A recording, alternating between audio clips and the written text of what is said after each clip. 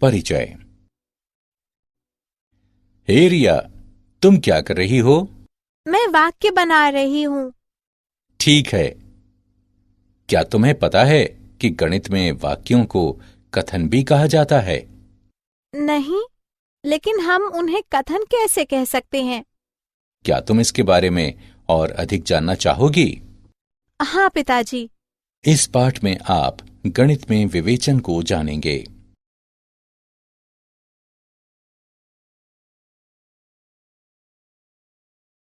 उद्देश्य। इस पाठ के अंत में आप निम्न करने में सक्षम हो जाएंगे: आगमनात्मक और निगमनात्मक विवेचन में भेद करना, कथन को बताना, पूर्व कथनों से नए कथन बनाना, अंतर्भावों पर चर्चा करना, कथनों की वैधता प्रमाणित करना।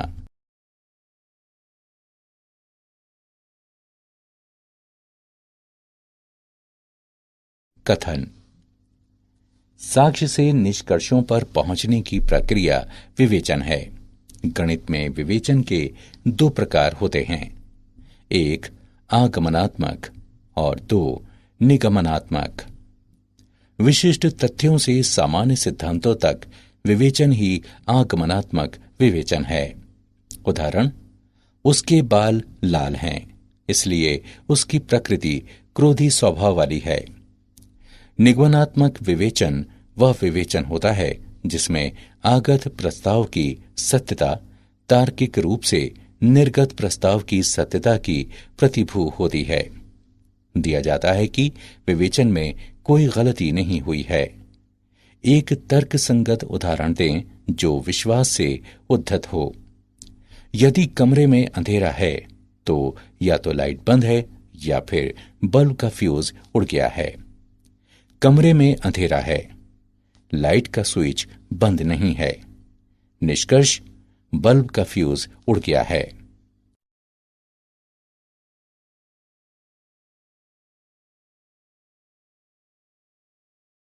कथन। निम्नलिखित दो वाक्यों पर विचार करें। भारत के पहले सिख प्रधानमंत्री डॉक्टर मनमोहन सिंह हैं। एक शिशु का वजन मां के वजन से कम होता है। हम तुरंत कह सकते हैं कि उपरोक्त कथन सही है और उनके संबंध में कोई भ्रांति नहीं है। वाक्य पर विचार करें। 3 धन 7 11 होता है। यह वाक्य असत्य है। एक और वाक्य पर विचार करें। पुरुष महिलाओं से अधिक बुद्धिमान होते हैं। कुछ लोग सोचते हैं कि यह सत्य है, जबकि कुछ का मानना है कि यह असत्य है। अब हम गणितीय कथन को परिभाषित करते हैं। कोई वाक्य तब एक गणितीय कथन कहलाता है जब ये या तो सत्य हो या फिर असत्य, लेकिन दोनों ना हो। कथनों को सामान्यतः वर्णमाला के छोटे अक्षरों P, Q, R आदि से निरूपित किया जाता है। इस प्रकार कथन सूर्य बहुत गर्म है, इसको इस प्रकार निरूपित करते हैं: P, सूर्य बहुत गर्म है। कुछ महत्वपूर्ण बिंदु। व्याकरण स्थितियों वाले वाक्यों और क्रमित कथन को कथन नहीं माना जाता है। ऐसे वाक्य जिनमें अनिश्चित समय का प्रयोग हो, जैसे कल, बीता हुआ, आज, कल, आने वाला, इसको कथन नहीं माना जाता है।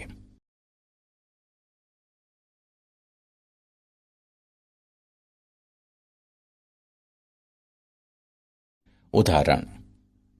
बताएं कि निम्नलिखित वाक्य कथन हैं या नहीं। अपने उत्तर का कारण भी बताएं। 10 5 से कम है। शुक्र एक ग्रह है। गणित एक कठिन विषय है। हल। 1 वाक्य असत्य है क्योंकि 10 5 से अधिक है, अतः वाक्य एक कथन है। 2 वाक्य शुक्र एक ग्रह है एक सत्य वाक्य है क्योंकि इसकी वैज्ञानिक रूप से पुष्टि हुई है, अतः वाक्य एक कथन है। 3 वाक्य व्यक्तिपरक है क्योंकि अलग अलग व्यक्तियों की राय भिन्न भिन्न होती है, अतः वाक्य सदैव सत्य या सदैव असत्य नहीं है, इसलिए वाक्य एक कथन नहीं है।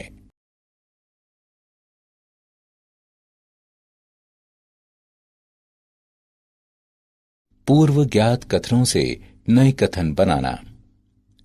किसी कथन का निषेधन। मान लें कि पी कोई कथन है, तब पी को नकारता हुआ कथन पी का निषेधन कहलाता है। पी के निषेधन की रचना पी से पहले ये असत्य है लिखकर की जाती है। निषेधन की रचना पी नहीं शब्द को शामिल करके की जाती है। कथन पी के निषेधन को पी नहीं से निर्दिष्ट करते हैं। उदाहरण के लिए मान लें कथन पी है, राम बुद्धिमान है, तब पी नहीं कथन होता है, राम बुद्धिमान नहीं है। ये असत्य है कि राम बुद्धिमान है। मिश्र कथन। संयुक्त कथन। एक मिश्र कथन वो कथन होता है जो दो या अधिक कथनों से मिलकर बनता है। इन कथनों में से प्रत्येक एक घटक कथन कहलाता है। एक मिश्र कथन बनाने के लिए हम संयोजक शब्दों जैसे और या के प्रयोग द्वारा दो कथनों को संयुक्त कर सकते हैं। उदाहरण के लिए एक कथन पी है कि अंक देने या जोड़ने में कुछ गलती है।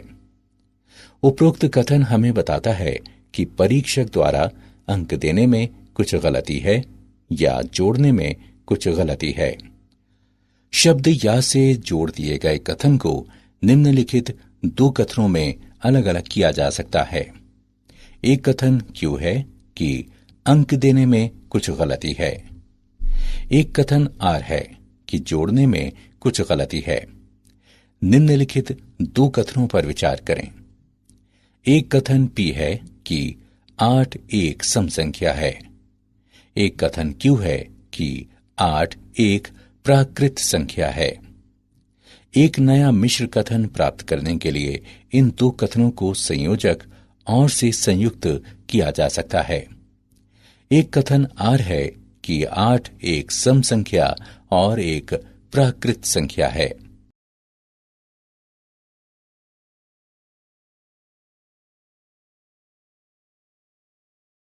उदाहरण। निम्नलिखित मिश्र कथनों के घटक कथन ज्ञात करें। संख्या 3 अभाज्य है या ये विषम है। चंडीगढ़ हरियाणा और पंजाब की राजधानी है। हल दिया है संख्या 3 अभाज्य है या ये विषम है। इसके घटक कथन हैं। एक कथन पी है कि संख्या 3 अभाज्य है। एक कथन क्यू है कि संख्या 3 विषम है। पी क्यू या द्वारा जुड़े हैं। चंडीगढ़ हरियाणा और पंजाब की राजधानी है। इसके घटक कथन हैं। एक कथन पी है कि चंडीगढ़ हरियाणा की राजधानी है। एक कथन क्यू है कि चंडीगढ़ पंजाब की राजधानी है। पी क्यू और से जुड़े हैं।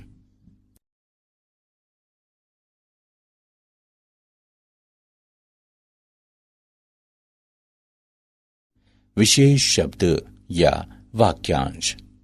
शब्द और। 1 और वाला मिश्र कथन सत्य है यदि इसके सभी घटक कथन सत्य हैं। 2 और वाला मिश्र कथन असत्य है यदि घटक कथनों में से कोई भी असत्य है। अन्य सत्य हो सकते हैं। मान लें कि P और Q घटक कथन हैं, तब P और Q को इस प्रकार निरूपित करते हैं। P और Q और के लिए सत्यता सारणी को इस प्रकार निरूपित किया जाता है। P सत्य और Q सत्य के लिए P और Q सत्य है। P सत्य और Q असत्य के लिए P और Q असत्य है। P असत्य और Q सत्य के लिए P और Q असत्य है। P असत्य और Q असत्य के लिए P और Q असत्य है। उदाहरण के लिए एक कथन P है कि 30 2, 5 और 6 से विभाज्य है। इसके निम्नलिखित घटक कथन हैं। एक कथन Q है कि 30 2 से विभाज्य है। एक कथन R है कि 30 5 से विभाज्य है। एक कथन S है कि 30 6 से विभाज्य है। Q, R और S सत्य कथन हैं। P भी एक सत्य कथन है। शब्द या, अपवर्जित या। एक मिश्र कथन P या Q में यदि दो विकल्पों में से केवल एक ही होता है, अर्थात घटक कथन P या Q, लेकिन दोनों नहीं, तो संयोजक शब्द या अपवर्जित या कहलाता है। उदाहरण के लिए एक कथन P है कि 2 पिज्जा के साथ एक कोल्ड कॉफी या एक कोल्ड ड्रिंक मुफ्त उपलब्ध है। इसका अर्थ है कि जो व्यक्ति 2 पिज्जा के साथ कोल्ड कॉफी नहीं चाहता है, वो इसके स्थान पर एक कोल्ड ड्रिंक ले सकता है। या यदि कोई 2 पिज्जा के साथ एक कोल्ड ड्रिंक नहीं चाहता है, तो वो कोल्ड कॉफी ले सकता है। लेकिन व्यक्ति 2 पिज्जा के साथ दोनों को नहीं ले सकता।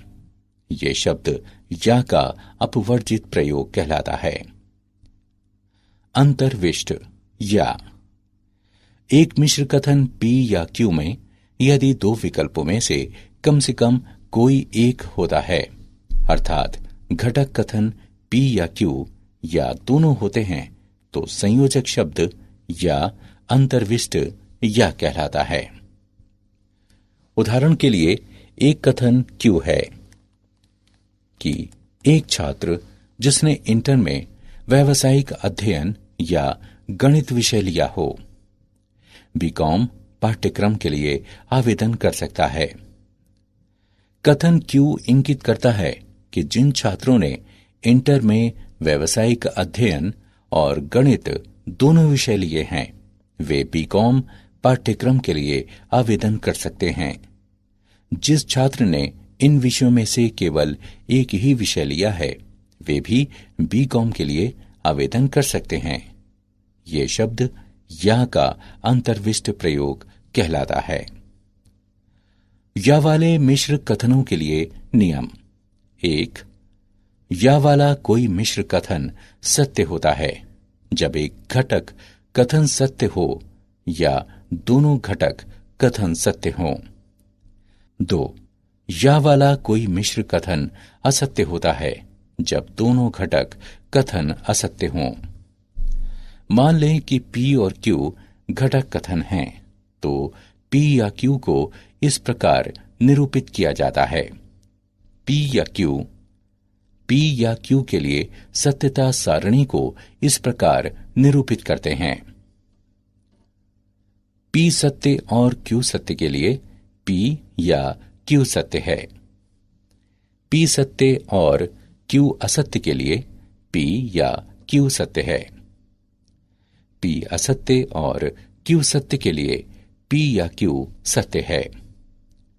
P असत्य और Q असत्य के लिए P या Q असत्य है। परिमाणवाचक वाक्यांश। 2 परिमाणवाचक वाक्यांश हैं। 1. एक ऐसे का अस्तित्व है। 2. सभी के लिए, प्रत्येक के लिए। उदाहरण के लिए एक कथन है कि एक ऐसे वृत्त का अस्तित्व है जिसकी त्रिज्या 1 इकाई है। इसका अर्थ है कि कम से कम एक ऐसा वृत्त है जिसकी त्रिज्या 1 इकाई है।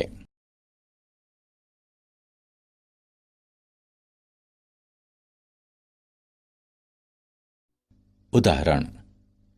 निम्नलिखित मिश्र कथनों के लिए घटक कथन लिखें। 3 6 को विभाजित करता है और 5 + 8 बराबर है 13 के। 4 28 को विभाजित करता है और 7 + 4 बराबर है 11 के।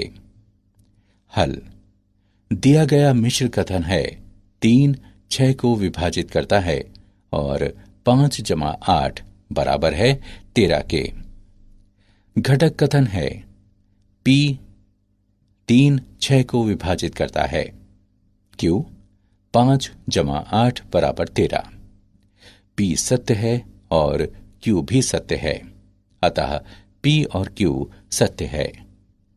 दिया गया कथन है 4 28 को विभाजित करता है और 7 जमा 4 बराबर 11। घटक कथन है P 4 28 को विभाजित करता है, Q 7 जमा 4 बराबर 11। P सत्य है और Q सत्य है, अतः P और Q सत्य हैं।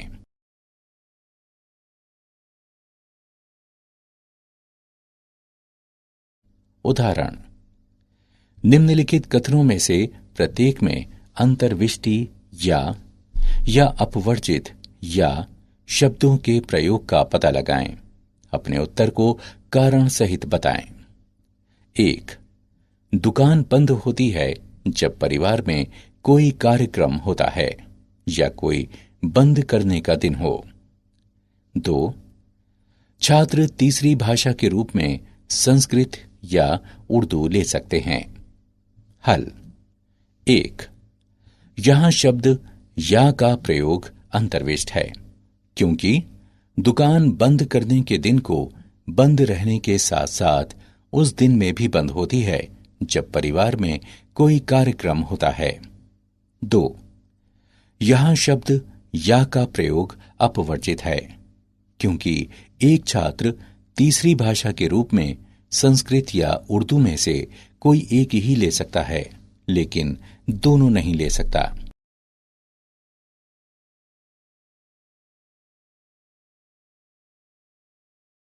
अंतर्भाव: हम अंतर्भाव यदि तो, केवल यदि और केवल यदि पर चर्चा करेंगे। वाक्यांश तो यदि से जुड़े दो कथनों से जो एक कथन बनता है उसे अंतर्भाव कहते हैं। उदाहरण के लिए, यदि बाजार में अधिक आम आते हैं तो उनके मूल्यों में कमी आएगी। यदि P तो Q निम्नलिखित कथनों के समान हैं। 1. यदि P तो Q का अर्थ है कि P अंतर्भाव Q, इसे P अंतर्भाव Q से निर्दिष्ट करते हैं। इस प्रकार यदि कोई संख्या 10 की एक गुणज है तो वो 5 की भी गुणज है। 2. P पर्याप्त प्रतिबंध है Q के लिए। उदाहरण के लिए, यह ज्ञात होना कि कोई संख्या 8 की गुणज है पर्याप्त है यह निष्कर्ष निकालने के लिए कि वो संख्या 4 की भी गुणज है। 3. P केवल यदि Q, इसका अर्थ हुआ कि कोई संख्या 8 की गुणज है केवल यदि वो संख्या 4 की भी गुणज है। 4. Q अनिवार्य प्रतिबंध है P के लिए। इसका अर्थ है कि जब कोई संख्या 8 की गुणज है तो वो संख्या अनिवार्य रूप से 4 की भी गुणज है। 5. निषेधन Q अंतर्भाव निषेधन P, इसका अर्थ हुआ कि जब कोई संख्या 4 की गुणज नहीं है तो वो 8 की भी गुणज नहीं है।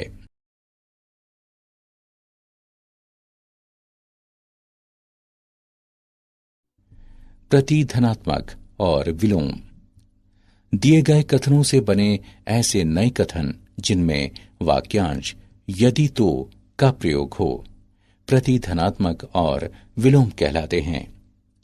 उदाहरण के लिए, निम्नलिखित यदि तो वाले कथन पर विचार करें। यदि स्टॉक मार्केट में स्टॉकों की तेजी से बिक्री होती है तो सेंसेक्स तेजी से गिरता है। इस कथन का प्रतिधनात्मक कथन है, यदि सेंसेक्स तेजी से नहीं गिरता है तो स्टॉक मार्केट में स्टॉकों की बिक्री तेजी से नहीं होती है। लेकिन दोनों कथन एक ही अर्थ में व्यक्त करते हैं। एक दिए गए कथन यदि P तो Q का विलोम है, यदि Q तो P। एक कथन पर विचार करें, यदि 2 पूर्णांक x और y इस प्रकार हैं कि x y से बड़ा है, तो x घटा y सदैव एक धन पूर्णांक है। इस कथन का विलोम कथन है, यदि दो पूर्णांक x और y इस प्रकार हैं कि x घटा y सदैव एक धन पूर्णांक है, तो x y से बड़ा है। यदि और केवल यदि का प्रयोग। इसे प्रतीक यदि और केवल यदि से प्रदर्शित किया जाता है, जिसका अर्थ है कि दो कथनों P और Q के लिए निम्नलिखित समतुल्य रूप हैं। एक, P यदि और केवल यदि Q। दो, Q यदि और केवल यदि P। तीन, P अनिवार्य और पर्याप्त प्रतिबंध है Q के लिए और इसका विलोम यानी उल्टा। चार, P यदि और केवल यदि Q।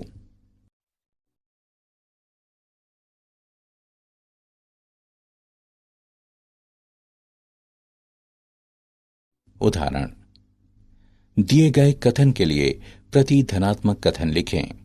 यदि एक चतुर्भुज सम हो तो ये वर्ग होता है। हल दिया है, यदि एक चतुर्भुज सम हो तो ये एक वर्ग होता है। प्रति धनात्मक कथन है।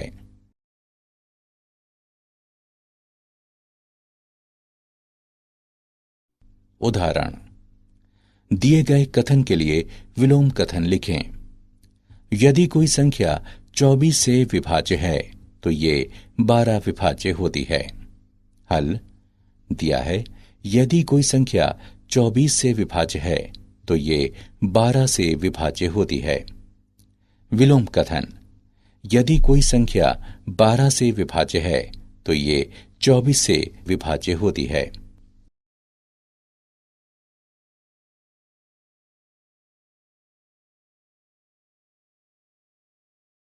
उदाहरण, यदि और केवल यदि का प्रयोग करते हुए दिए गए कथनों को संयुक्त करें।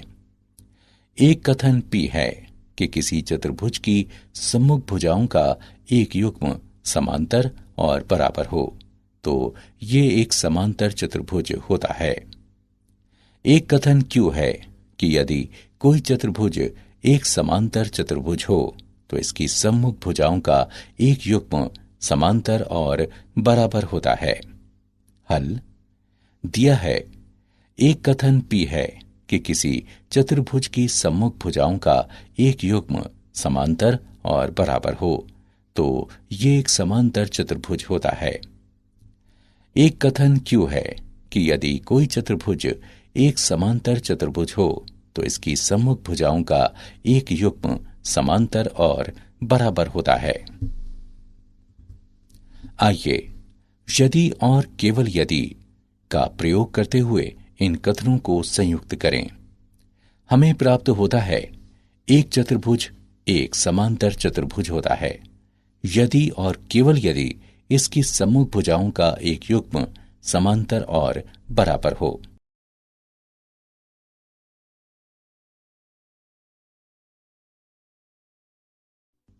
कथनों की वैधता को प्रमाणित करना।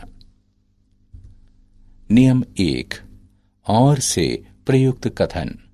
यदि P तथा Q दो कथन हैं तो ये सिद्ध करने के लिए P और Q सत्य है, निम्नलिखित चरणों की जरूरत होती है। स्थिति 1, दर्शाइए कि कथन P सत्य है। और स्थिति 2, दर्शाइए कि कथन Q सत्य है। नियम 2, या से प्रयुक्त कथन। यदि P और Q गणितीय कथन हैं तो ये सिद्ध करने के लिए कि कथन P या Q सत्य है, हम निम्न पर विचार करते हैं।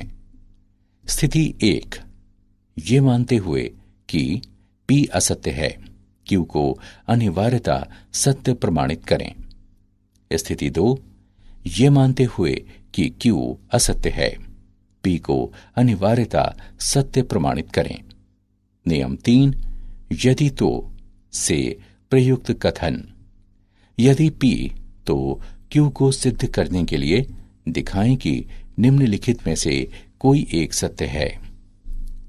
स्थिति 1, ये मानते हुए कि P सत्य है, Q को अनिवार्यता सत्य सिद्ध करें।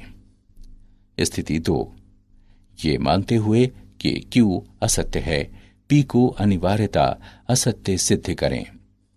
नियम 4, यदि और केवल यदि से प्रयुक्त कथन P यदि और केवल यदि Q को सिद्ध करने के लिए हमें निम्न को सिद्ध करने की जरूरत है। स्थिति 1, यदि P सत्य है तो Q सत्य है। स्थिति 2, यदि Q सत्य है तो P सत्य है। विरोधोक्ति द्वारा इसमें हम जांचते हैं कि P सत्य है या नहीं। हम ये मानते हैं कि P सत्य नहीं है, अर्थात P का निषेधन सत्य है। तब हम ऐसे निष्कर्ष पर पहुंचते हैं जो हमारी मान्यता यानी पूर्व धारणा का खंडन करता है। इसलिए हम कह सकते हैं कि P सत्य है।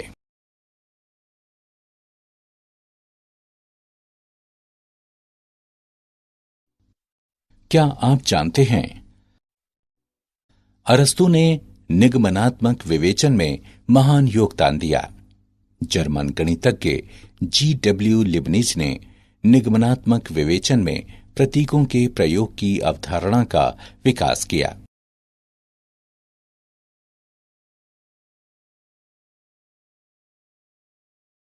सारांश,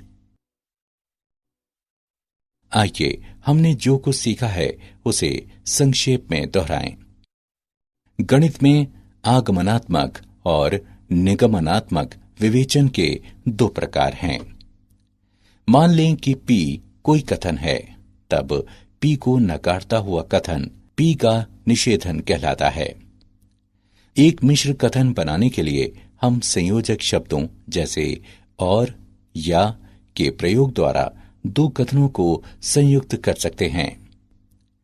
मान लें P या Q कथन है। यदि दो विकल्पों में से केवल एक ही होता है, अर्थात घटक कथन P या Q, लेकिन दोनों नहीं, तो संयोजक शब्द या अपवर्जित या कहलाता है। मान लें P या Q कथन है।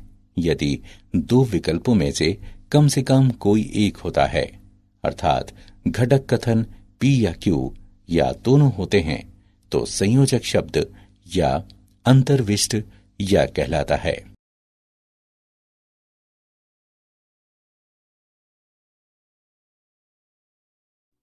एक ऐसे का अस्तित्व है, सभी के लिए, प्रत्येक के लिए दो परिमाणवाचक वाक्यांश हैं। वाक्यांश तो यदि से जुड़े दो कथनों से जो एक कथन बनता है उसे अंतर्भाव कहते हैं। केवल यदि, यदि और केवल यदि अंतर्भावों के अंतर्गत आते हैं। दिए गए कथनों से बने ऐसे नए कथन जिनमें वाक्यांश यदि तो का प्रयोग हो प्रतिधनात्मक और विलोम कहलाते हैं।